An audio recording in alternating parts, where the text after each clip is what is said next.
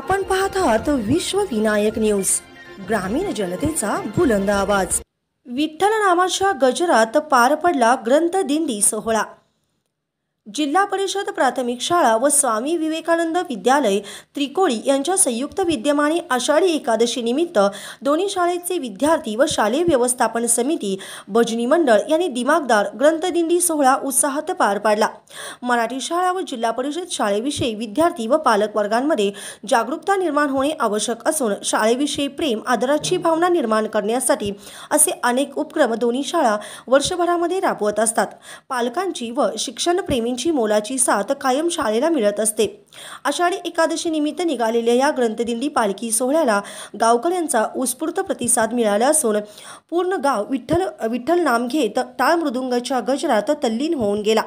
या पालखी सोहळ्यासाठी उद्योजक हनुमंत इंगळे व सेवानिवृत्त मेजर नागनाथ तेलंग यांनी महाप्रसाद वाटप केला असून जिल्हा परिषद शाळेच्या भौतिक सुविधा सुधारण्यासाठी उद्योजक हनुमंत मनोहर इंगळे यांनी 51,000 रुपये व विवेकानंद बिराजदार यांनी शाळेचे रंगकाम करण्यासाठी 11,000 रुपये तात्काळ जाहीर केले।